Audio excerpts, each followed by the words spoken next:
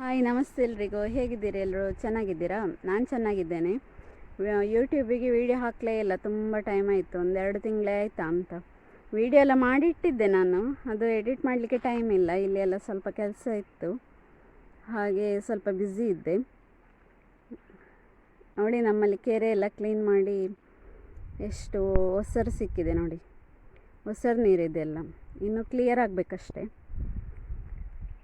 ಹಾಗೆ ಇಲ್ಲಿ ಹಲಸಿನಕಾಯಿ, super tasty ಆದ ಹಲಸಿನಕಾಯಿ ಇದು. ಈಗ ನಾನು ಪುನಾರ್ಪುಳಿ ಜ್ಯೂಸ್ ಹೇಗೆ ಮಾಡೋದು ಅಂತೇಳಿ ನಾನು ತೋರಿಸ್ತೇನೆ. ಅಂಗಡಿಯಲ್ಲೆಲ್ಲ ನೋಡಿ ಪುನಾರ್ಪುಳಿ ಸಿರಪ್, ಬಿರಿಂಡ ಸಿರಪ್ ಅಂತ ಸಿಗ್ತದಲ್ವಾ, ಅದು ಹೇಗೆ ಮಾಡ್ಬೋದು ಅಂದರೆ ಕೆಮಿಕಲ್ ಎಲ್ಲ ಹಾಕದೆ, ಅಂಗಡಿಯಲ್ಲಿ ಸಿಗುವಂಥದ್ದು ಕೆಮಿಕಲ್ ಹಾಕಿರ್ತಾರೆ, ಅದಕ್ಕೆ ಪ್ರಿಸರ್ವೇಟಿವ್ ಹಾಕಿರ್ತಾರೆ, ತುಂಬ ಟೈಮ್ ಬರಬೇಕು ಅಂತೇಳಿ. ನಾವು ಅದೆಲ್ಲ ಹಾಕದೆ ಹೇಗೆ ಮಾಡೋದು, ಎಷ್ಟು ದಿವಸ ಇಡ್ಲಿಕ್ಕೆ ಆಗ್ತದೆ ಅಂತೆಲ್ಲ ನಾನು ಹೇಳ್ತೇನೆ. ಇಲ್ಲಿ ಒಂದು ಸಣ್ಣ ಪುನಾರ್ಪುಳಿ ಗಿಡ ಉಂಟು, ಅದರಲ್ಲಿ ತುಂಬ ಆಗಲಿಲ್ಲ, ಎಷ್ಟು ಸಿಗ್ತದೆ ಅಷ್ಟು ಮಾಡುವ ಅಂತ. ಇಲ್ಲಿ ಉಂಟು. ಅದು ಕಾಣ್ತದಲ್ಲ, ಅದೇ ಹತ್ತಿರ ಹೋಗಿ ತೋರಿಸ್ತೇನೆ. ಆದರೆ ಈ ಕೈಗೆ ಟಕ್ಕುದೆಲ್ಲ ಕೊಯ್ದಿದೆ, ಇನ್ನು ಸ್ವಲ್ಪ ಹಣ್ಣು ಬಾಕಿ ಉಂಟು ಕೊಯ್ಲಿಕ್ಕೆ. ಇಲ್ಲಿಂದ ಹೋಗಲಿಕ್ಕೆ ಸ್ವಲ್ಪ ಕಷ್ಟ ಅಂತ, ದಾರಿ ಸರಿ ಇಲ್ಲ ಅದು. ನಾನು ಹತ್ತಿರ ಹೋಗ್ತೇನೆ. ಸ್ವಲ್ಪ ಹತ್ತಿರಕ್ಕೆ ಬಂದೆ, ಕಾಣ್ತದ ಗಿಡ ಚೂರು ಚೂರು ಕೆಂಪು ಕೆಂಪು ನೋಡಿ. ವಿಡಿಯೋ ಅಷ್ಟು ಕ್ಲಾರಿಟಿ ಇಲ್ಲ ಈ ಮೊಬೈಲಲ್ಲಿ, ಆದರೂ ನೋಡಿ ಅಲ್ಲೆಲ್ಲ ಒಂದು ಕಾಣ್ತದಲ್ಲ. ಇದು ನೋಡಿ ಹಣ್ಣು, ಕಾಯಿ ಸಹ ಉಂಟು, ಇನ್ನು ಹಣ್ಣಾಗಲಿಲ್ಲ ಅದು. ಅದನ್ನು ಈಗ ಹೇಗೆ ಕೊಯ್ಯೋದು ಅಂತ, ಬಿದ್ದರೆ ಸಹ ಕಾಣೋದಿಲ್ಲ ನೋಡಿ. ಅಲ್ಲೆಲ್ಲ ಎಲೆ ಉಂಟು, ಒಣಗಿದೆ ಎಲೆ ಎಲ್ಲ ಬಿದ್ದು, ಗಿಡ ಎಲ್ಲ ಉಂಟಲ್ಲಿ, ಕಾಣೋದಿಲ್ಲ.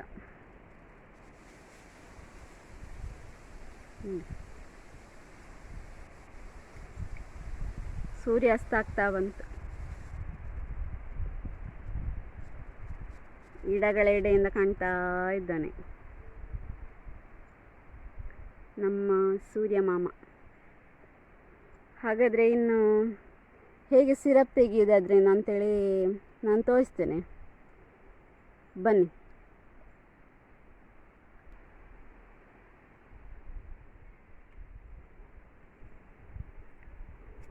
ಇಷ್ಟು ಕೆಳಗೆ ಉಂಟು ನೋಡಿ, ಇದೆಲ್ಲ ಈಗ ಬಿಡೋದಷ್ಟೇ.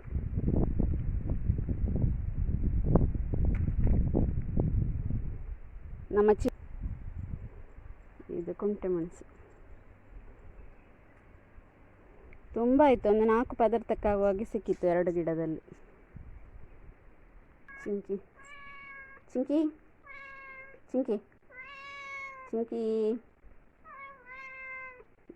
ಚಿಂಕಿ ಚಿಂಕಿ ಎಂತ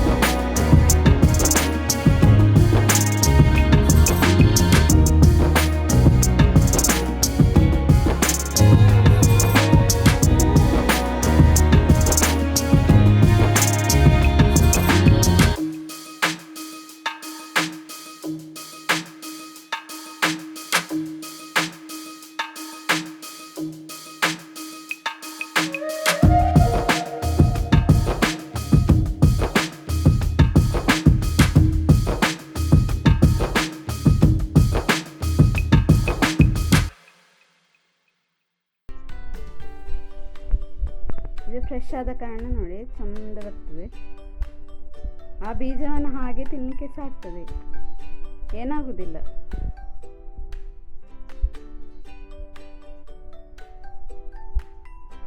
ಯಾರಿಗಾದ್ರೂ ಪುನರ್ಪುಳಿ ಹಣ್ಣು ಸಿಕ್ಕಿದ್ರೆ ಬಿಡಬೇಡಿ. ಅಂದರೆ ಈ ಥರ ಸಿಪ್ಪೆಯನ್ನು ಈಗ ಒಣಗಿಸಿ, ಬೇಸಿಗೆಯಲ್ಲಿ ಒಣಗಿಸಿ, ಮತ್ತು ಮಳೆಗಾಲದಲ್ಲಿ ಎಲ್ಲ ಸಾರು ಮಾಡಿ ಊಟ ಮಾಡ್ಬೋದು. ಸಾರು ಸುಲಭವಾಗಿ ಮಾಡ್ಬೋದು, ಹಾಗೆ ತಂಬಳಿ ಸಹ ಮಾಡ್ಬೋದು. ನಾನೆಲ್ಲ ಇದನ್ನು ತೆಗೆದುಕೊಳ್ತೇನೆ, ಮತ್ತೆ ಸಿಗ್ತೇನೆ.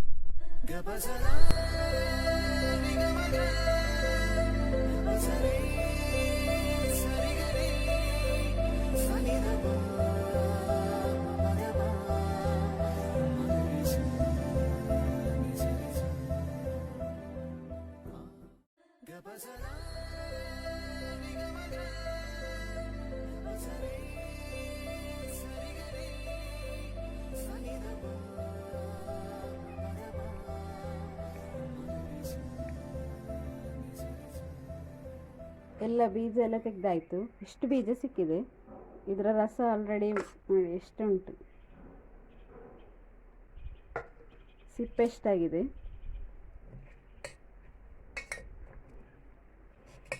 ಇದು ಸಾಧಾರಣ ಒಂದು ಕೆ ಜಿ ಹತ್ರ ಒಂದು ಮುಕ್ಕಾಲು ಕೆ ಜಿ ಇರ್ಬೋದಾ ಅಂತ. ಇದಕ್ಕೀಗ ನಾನು ಅರ್ಧ ಕೆ ಜಿ ಸಕ್ಕರೆ ಹಾಕ್ತೇನೆ. ಅರ್ಧ ಕೆ ಜಿ ಅಂದರೆ ಸಮ ಪ್ರಮಾಣ. ಅರ್ಧ ಕೆ ಜಿ ಸಿಪ್ಪೆ ಇದ್ದರೆ ಅರ್ಧ ಕೆ ಜಿ ಸಕ್ಕರೆ ಹಾಕಬೇಕು. ಸ್ವಲ್ಪ ಕಮ್ಮಿ ಆದರೂ ಮತ್ತು ಜ್ಯೂಸ್ ಮಾಡುವಾಗ ಬೇಕಿದ್ರೆ ಹಾಕಿಕೊಳ್ಬೋದು.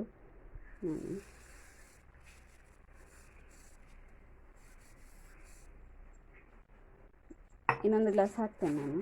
ಇದನ್ನು ಹೀಗೆ ಮಾಡಬೇಕು.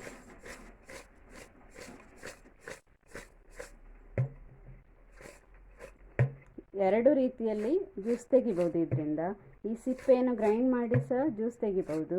ಆದರೆ ಗ್ರೈಂಡ್ ಮಾಡಿದರೆ ನಮಗೆ ಸಿಪ್ಪೆ ಮತ್ತೆ ಯೂಸ್ ಮಾಡಲಿಕ್ಕೆ ಆಗೋದಿಲ್ಲ. ಹೀಗೆ ತೆಗೆದ್ರೆ ನಮಗೆ ಇದರಿಂದ ರಸ ಎಲ್ಲ ತೆಗೆದ ನಂತರ ಸಿಪ್ಪೆ ಒಣಗಿಸಿ ಸಾರಿಗೆ ತಂಬಳಿಗೆಲ್ಲ ಉಪಯೋಗಿಸ್ಬೋದು. ಮತ್ತು ಬೇಕಿದ್ರೆ ಪುನಃ ಜ್ಯೂಸ್ ಸಹ ಮಾಡ್ಬೋದು. ನೋಡಿ ಇನ್ನೊಂದು ಗ್ಲಾಸ್ ಹಾಕ್ತಿದ್ದೇನೆ. ಹೀಗೆ ಹಾಕಿ 2 3 ದಿವಸ ಹೀಗೆ ಬಿಡಬೇಕು. ಇದನ್ನು ಜಾಗ್ರತೆ ಮಾಡಬೇಕು ಮಾತ್ರ, ಇರುವೆ ಎಲ್ಲ ಹೋಗದಾಗಿ. ಒಂದು ಪಾತ್ರದಲ್ಲಿ ನೀರು ಹಾಕಿ ಅದರ ಮೇಲೆ ಇಟ್ಟರೂ ಆಗ್ಬೋದು.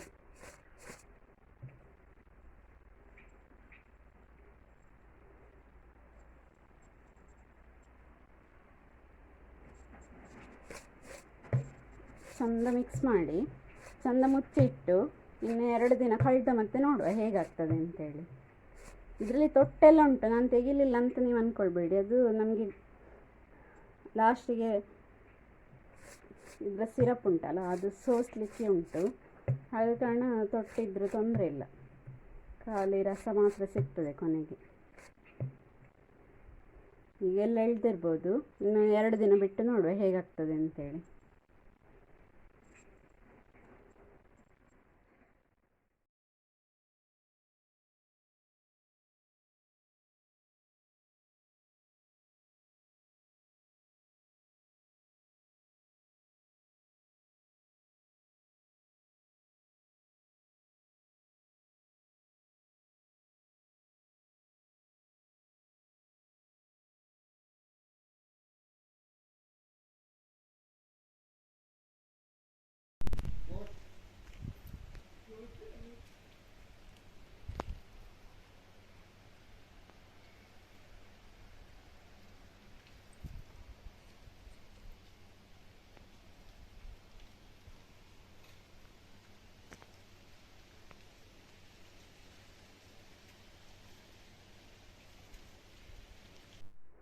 ಮೂರನೇ ದಿವಸ ಈ ಸಿಪ್ಪೆಯಿಂದ ರಸವನ್ನೆಲ್ಲ ತೆಗೆದು ಒಂದು ಒಣಗಿದ ಡಬ್ಬಿಯಲ್ಲಿ, ಅಂದರೆ ಗಾಜಿನ ಬಾಟ್ಲಿ ಇದ್ದರೂ ಒಳ್ಳೆಯದು.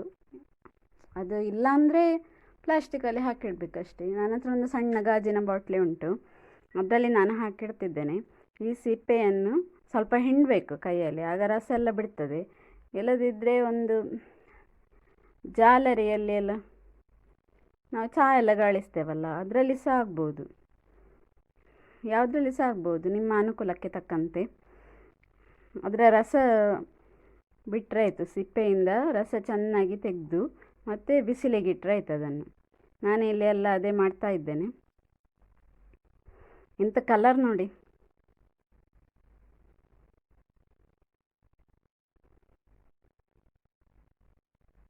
ತುಂಬ ಸಿಪ್ಪೆಯಲ್ಲಿ ರಸ ಹಾಗೆ ಉಳಿದಿರ್ತದೆ.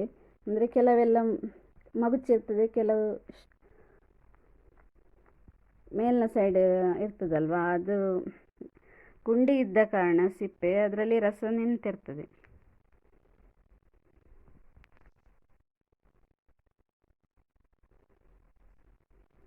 ಇದನ್ನು ಇನ್ನು ಹಾಗೆ ಬಿಸಿಲಿಗೆ ಇಟ್ಟರೆ ಆಯಿತು. ಬೇಗ ಒಣಗುವುದಿಲ್ಲ, ಮಾತ್ರ ಸ್ವಲ್ಪ ದಿವಸ ಬೇಕಾಗ್ತದೆ ಒಣಗಲಿಕ್ಕೆ.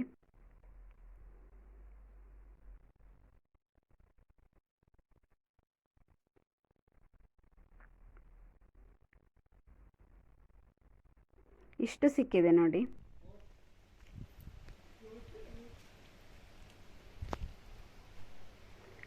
ನಂತರದ ಕೆಲಸ ಎಂತಂದರೆ, 2 ದಿವಸ ಅಥವಾ 3 ದಿವಸ ನಾವು ತೆಗೆದ ರಸವನ್ನು ಬಿಸಿಲಲ್ಲಿ ಇಡಬೇಕು. ಅದರಲ್ಲಿ ನೀರಿನ ಪಸೆ ಇರ್ತದಲ್ಲ, ನೀರಿನ ಅಂಶ ಇರ್ತದಲ್ವ, ಅದೆಲ್ಲ ಬಿಸಿಲಿಗೆ ಆರಿ ಹೋಗಿ.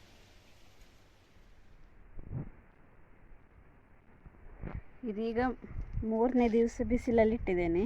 ಇದನ್ನು ಸಂಜೆ ಇನ್ನು ತೆಗೆದಿಡಬೇಕು. ಇದೀಗ ಇಷ್ಟಾಗಿದೆ, ಒಳ್ಳೆ ಪರಪರ ಆಗಬೇಕು, ಅಷ್ಟು ತನಕ ಒಣಗಿಸ್ಬೇಕು. ಇದಕ್ಕಿನ್ನೂ ಬಿಸಿಲು ಬೇಕಾಗ್ತದೆ.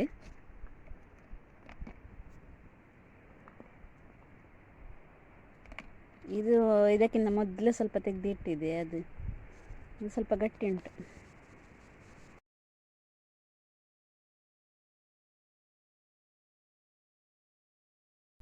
ನಾನು ಆಗಲೇ ಹೇಳಿದ ಹಾಗೆ ಒಂದು ಕುಪ್ಪಿಯ ಬಾಟ್ಲಿಯಲ್ಲಿ ನಾನು ಇದನ್ನು ರಸವನ್ನೆಲ್ಲ ಸೋಸಿಟ್ಕೊಳ್ತಿದ್ದೇನೆ. ಬೇಗ ಅದು ಇಳಿಯುವುದಿಲ್ಲ, ಸ್ವಲ್ಪ ಸ್ಪೂನಲ್ಲಿ ಕರಕರ ಮಾಡಿದರೆ ಇಳಿತದೆ.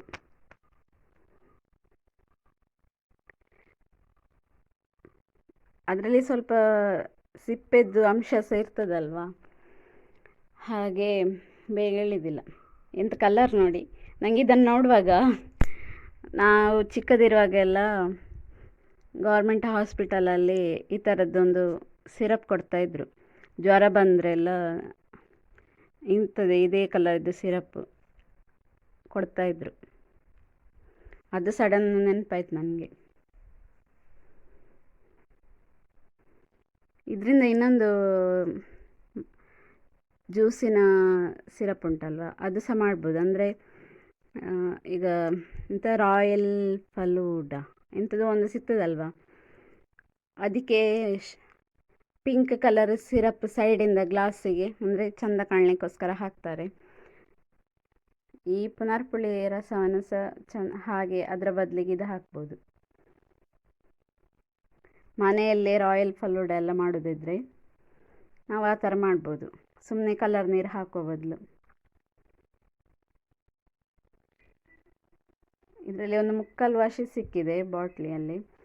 ಇದೊಂದು 200 ಗ್ರಾಮ್ ಇದ್ದು ಬಾಟ್ಲ್ ಆಗಿರಬಹುದು, ನನಗೆ ನೆನಪು ಬರ್ತಿಲ್ಲ ಈಗ. ನೋಡಿ, ಒಂದು 150 ಗ್ರಾಮ್ ಆಗುವಷ್ಟು ಸಿಕ್ಕಿದೆ. 150 ml ಅಂತ ಹೇಳ್ಬೋದು. ಇನ್ನು ನೆಂಟರು ಬಂದರೆಲ್ಲ ಇದರನ್ನೇ ಮಾಡಿಕೊಡೋದು.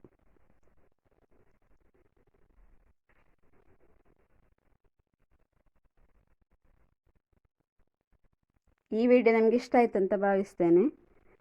ಹಾಗೆ ಮುಂದಿನ ಹೊಸ ವಿಡಿಯೋದೊಂದಿಗೆ ಸಿಗ್ತೇನೆ ನಾನು. ಅಲ್ಲಿಯವರೆಗೆ ಟೇಕ್ ಕೇರ್, ಖುಷಿಯಾಗಿರಿ.